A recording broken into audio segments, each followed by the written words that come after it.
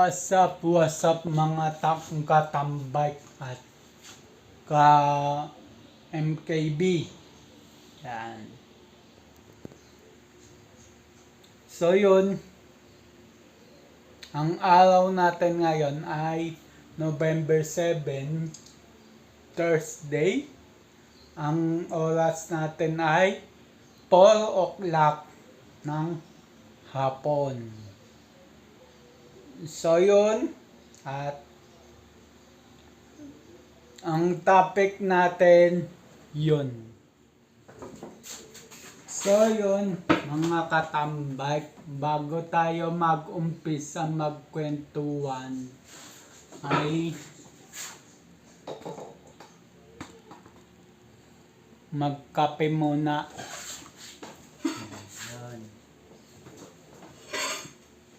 So yun, marami lang ulam dito. So yun, magkakape muna ako.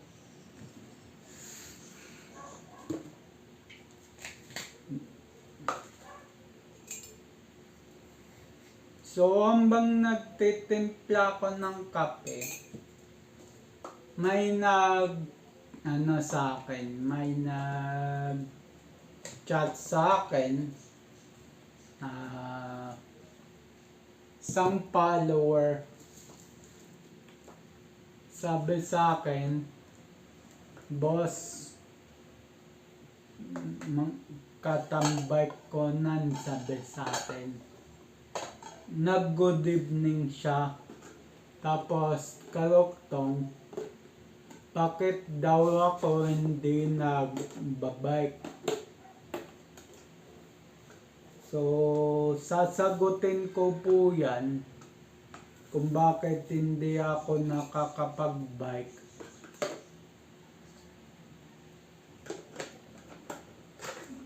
So yun, aminin ko sa inyo na bumalik na naman ang yung aking anxiety. So yun. Opo, tama po narinig nyo. May anxiety po ako. Nung high school, second year high school ako nagsimula nun. Anxiety. Hindi ko nasasabihin ng dahilan kung bakit, kasi masyadong private na. So nawala yun nung fourth year ako, nawala yun. Tapos fourth year ako, 2015. Yan, kasi 2015 ako graduate. March 2015. So yun, nawala anxiety ko ng fourth year.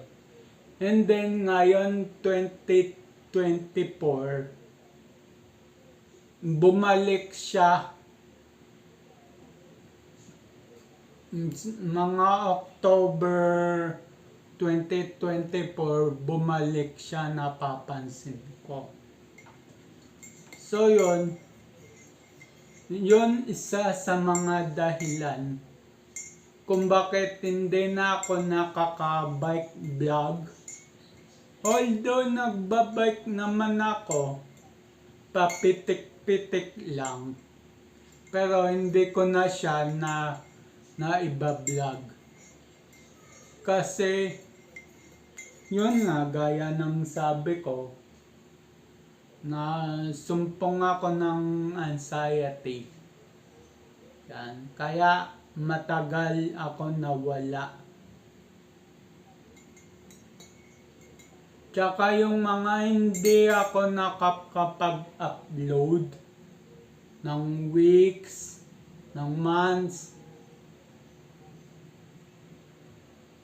pansin nyo sa mga vlogs ko.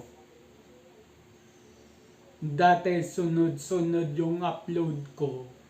Ngayon, hindi na. Palagtaw-lagtaw na. Hanggang ngayon, sinusumpong pa rin ako ng anxiety. Kagabi, may prayer meeting kami kagabi sa church. May sinumpong ako ng anxiety. Yan, sinumpong ako. Hindi pa nag-uumpisa yung prayer meeting namin. Sinumpong ako ng anxiety. So, ginawa ko is kumain lang ako. Kasi sa harap ng church namin, may tindahan. Yan, bumili lang ako dun ng drinks ko tsaka ng pagkain ko. At yung hindi ako nagsabi kay pastora na may, although alam din ng pastor namin na may anxiety ako, pero hindi ko na nasabi sa kanya na sinumpong ako kahapon, kagabi. So yun, hindi ko na nasabi kay pastor. Yung nasabihan ko lang, yung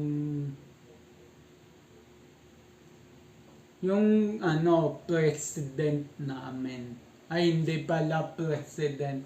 Member din siya, pero napakatagal niya na sa church na yun.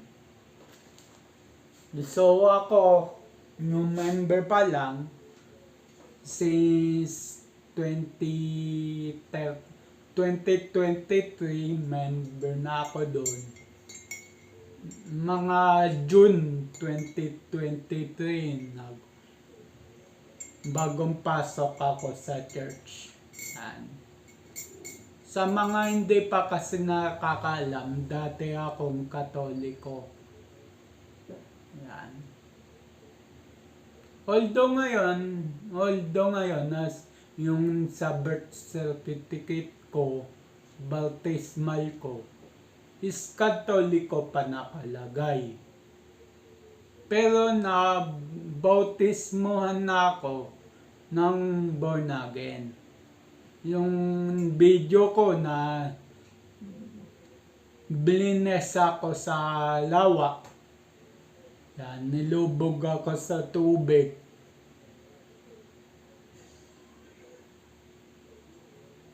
So yun. At ito nga pala, pinaka main topic natin dito is paano ko daw ba nakuha si Bik Bik, yung e-bike ko. Yan. So, sasagutin natin yan.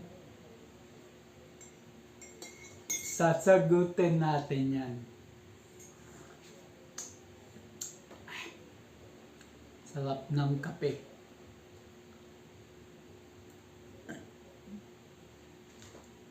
Nestle, baka naman.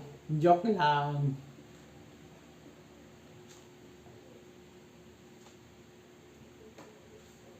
Yan.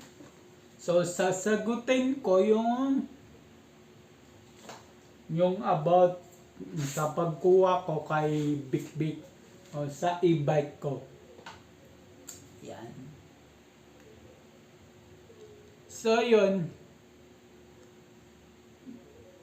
Kapitbahay ko yung dating may-ari kay Bik Bik sa e-bike ko.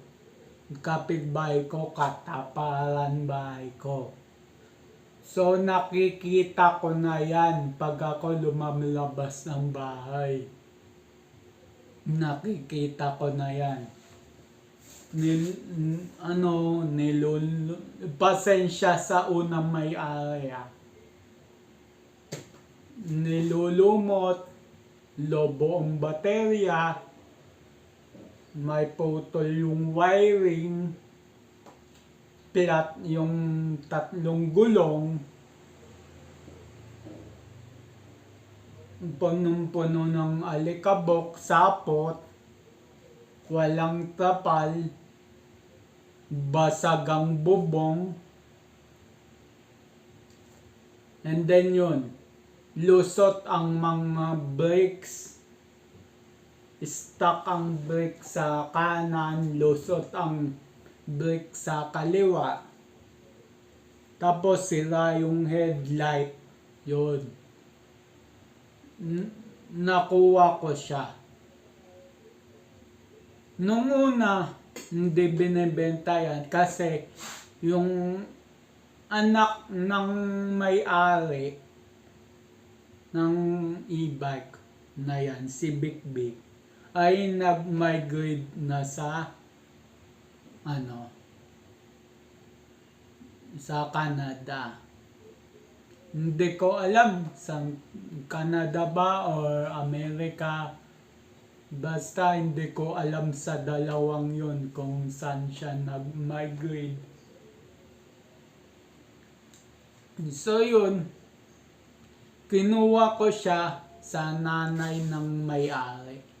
Nung una, ayaw nilang ibenta, ibibigay daw sa kaanak, hanggang sa dumaan yung baha, yun nga, yung undoy, yan, nalunod sa baha.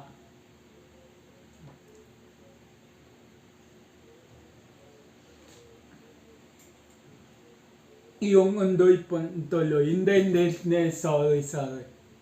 May baha pa rin yun na wala siyang bagyo, pero baha lang na baka low pressure area, mga ganun. So sad to say na nangalawang na yung ilalim niyan dati, hindi ko pa nakukuha. And then sabi sa akin ng nanay na may-ari ng e-bike, itago ko na lang siyang sa pangalan na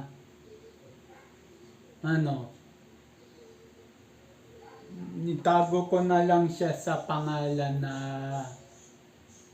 Ate Olga. Yan, Ate Olga.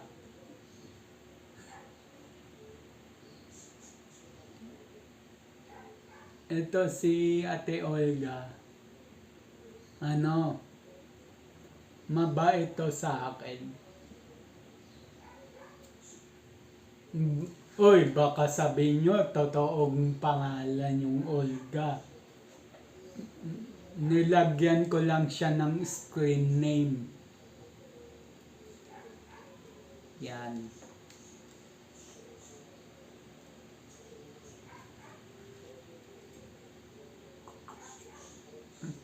So, nakuha ko si Big Big, yung e-bike ko ngayon, na gano'n na sitwasyon, kalawang ilalim, maraming problema, lobo ang baterya, hindi gumagana, not running condition, sira yung mga bearing.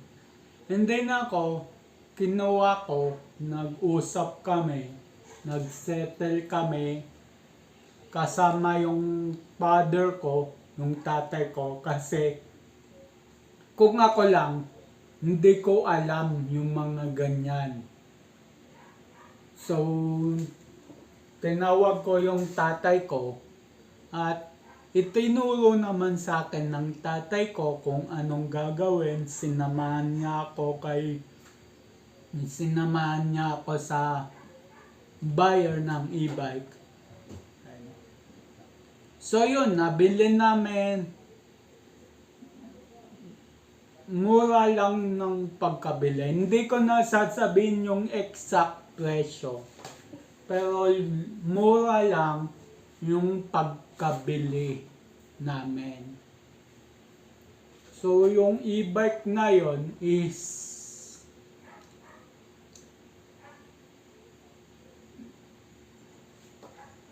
kaya sinasabi kong namin kasi tinulungan ako ng tatay ko mag-settle.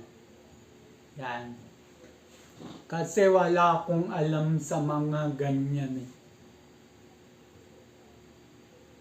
Hindi pa ako nakaka-experience na bumili ng second hand na motor, second hand na sasakyan, yan. Hindi pa ako experience yan. Ito sa bike ko,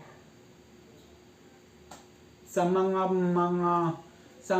naging project bikes ko, may experience na ako dun. Pero sa motor sasakyan wala. So yung bike ko si Black Pogi ay nabili ko lang din to is parang bigay na rin sa akin ng may-ari. Parang bigay na rin sa akin sa presyo. Hindi ko na sasabihin yung presyo. Yung presyo niya, pinataw niya sa akin dito kay Black Pogi. Parang presyong bigay lang. So yun, hindi pa to ganun kaganda dati nung presyong bigay sa akin. So ako na nagbihis, ako na nagpaganda. So yun, balik tayo kay Big Pic. Na-settle na namin yung e-bike na pull out na sa amin. Ay na pull out na sa dating may-ari. At dumating na sa akin. Is unang-unang ginawa ko, nilagyan ko siya ng pangalan. Yun nga si Big Big. Sunod ginawa ko, ni-strip to metal ko yung ilalim kasi punong-punong nga ng kalawang. Ni-strip to metal ko yung ilalim, tinagilid ko yung e-bike. Hindi naman tagilid, yung ano lang, may tukod lang siya sa ilalim para hindi ako mabaksakan kasi nakahiga ako sa ilalim ni Big Big.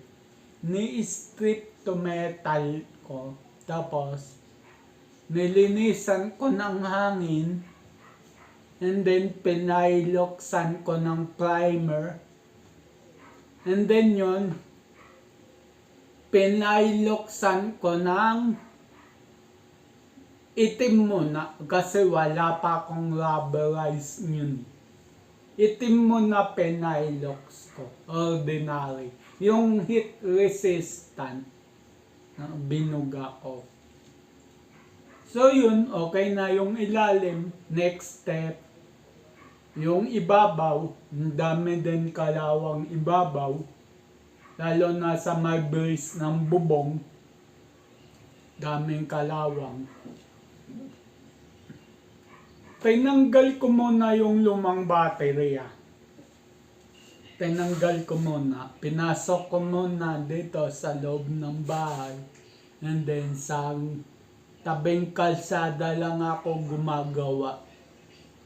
Nilinisan ko mga yung mga wiring naman, hindi ko na pinaano sa NWOW. Kasi NWOW yung e-bike ko, si Big Big. Hindi ko na pinaano doon kasi madali lang i-trace. Madali lang. So, pinagduktong ko lang tapos hindi ko na siya ginamitan ng electrical tape. Ginamit ko sa kanya dalawang secable choke, yung iniinit. Yun ang ginamit ko sa kanya. Tapos yung mga may part na sabog yung wiring, walang hose.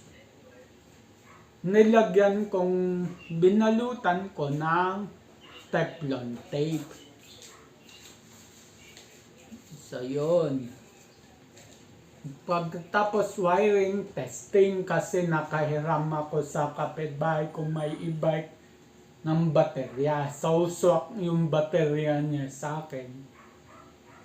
Tinesting ko, gumana yung alarm, gumana yung lahat, yung switch, yung throttle, gumana. So, signal light, gumana pa rin. Brake light, gumana. Tail light, gumana. Reverse, wala talagang reverse light yung e-bike ko. Yung design ng e-bike ko, walang reverse light talaga. So, yung pinaka-reverse light niya is hazard. Yun, gumagana naman lahat, pero lang sa headlight, sa preno. Yung kinuha ko yan sa dating may-ari, ang bigat itulak kasi nga nanikip yung preno. So yun, nilinis ko mga brake system kasi may natira akong malaking bote na brake fluid, yung DOT3. May natira ko sa dating mga motor namin.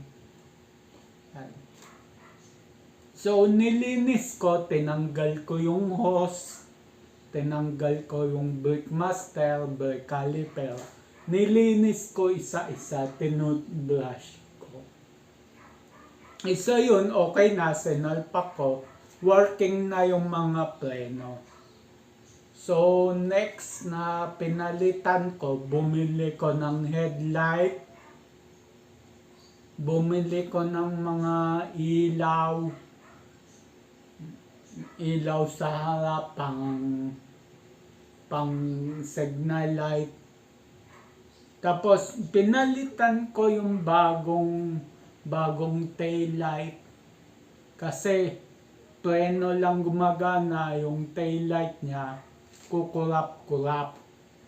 So binilan ko ng bago. Tapos yung bearing, since wala nga akong pang tanggal ng bearing, dinala ko na siya sa NWOW.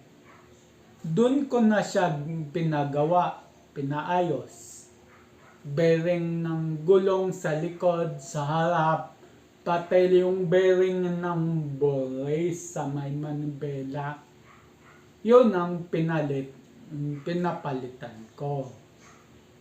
So hindi ko na sasabihin yung bali na gastos ko doon sa e-bike.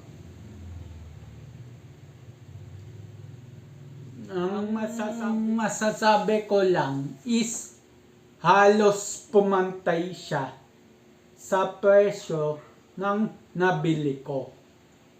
Yung binili kong e-bike, si Big, halos pumantay na yung presyo sa naging gastos ko sa kanya. So yun.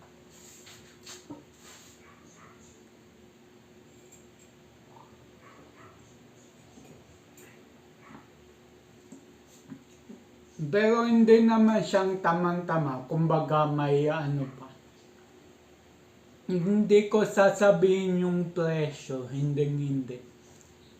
Yan. So yun.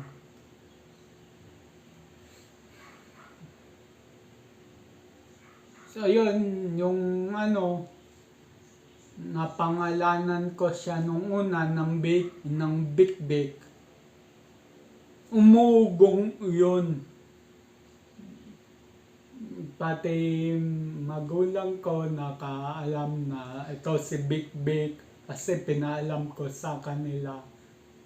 Marami na nakakaalam, pati mga subscriber ko, mga followers ko sa Instagram, TikTok, Facebook. nakakaalam na si Big Big na ang e-bike ko ngayon. Mga kamag-anak ko, yan. So yun ang kwentong Big Big na dating basura, na dating wala nang mapapakanabangan. Ngayon, nagagamit ko na. So yun, binilan ko siya ng bagong trapal, bagong baterya, bagong mga ilaw, inayos ko yung mga wiring, pinayos ko yung bearing, tinanggal ko yung mga kalawang, in-strip to metal ko muna bago ko nilagyan ng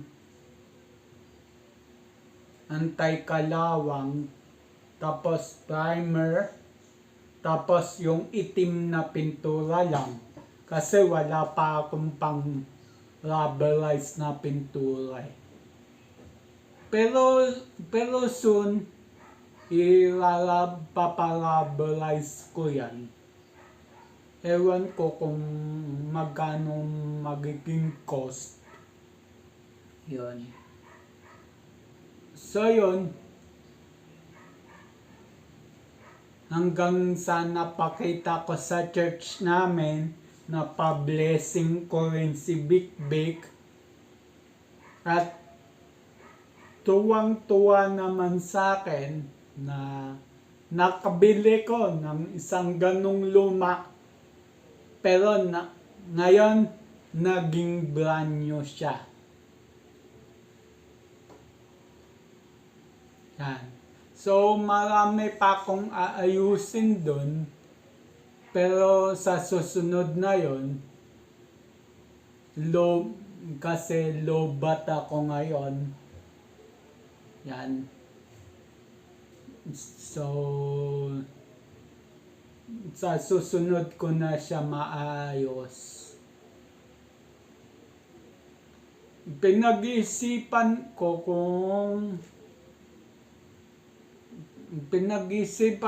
kung papa-upgrade ko pa kasi okay na si Big Big nagagamit na siya. So pinag-isipan ko kung i-upgrade ko pa siya or bibili ko ng mas malaking e-bike. Yung 4 na gulong, yung manibela na ng kotse. So yun. Yung ang pinag-isipan ko. Siguro yung manibela na yun na e-bike na 4 wheels, baka second hand lang din kasi wala akong pangbili ng brand new .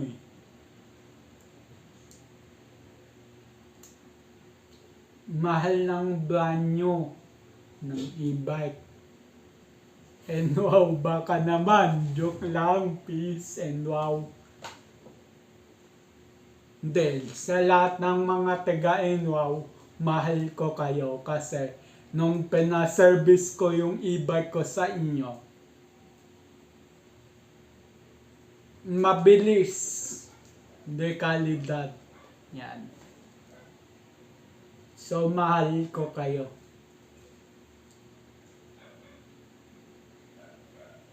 So, yun. Pinag-isipan ko pa kung maghanap ako ng second hand na e-bike na 4 wheels or mag-i-stick na lang ako kay Big Big.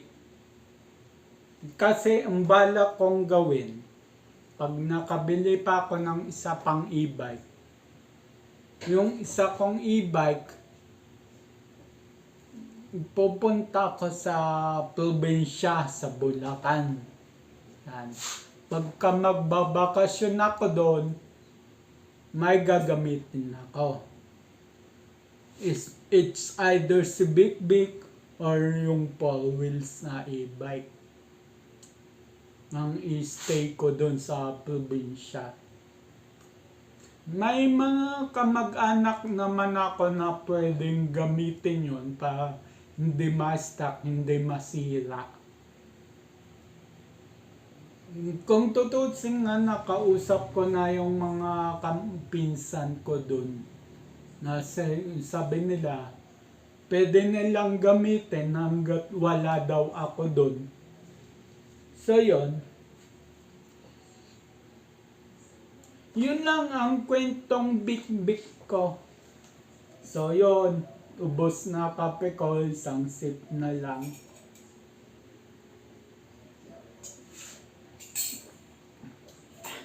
Sarap, Nescafe. Baka naman. Joke lang. So yun.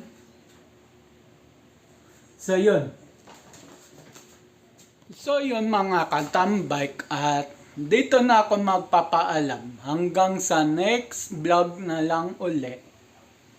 Keep safe everyone. God bless. And then, bye-bye. See you next my vlog.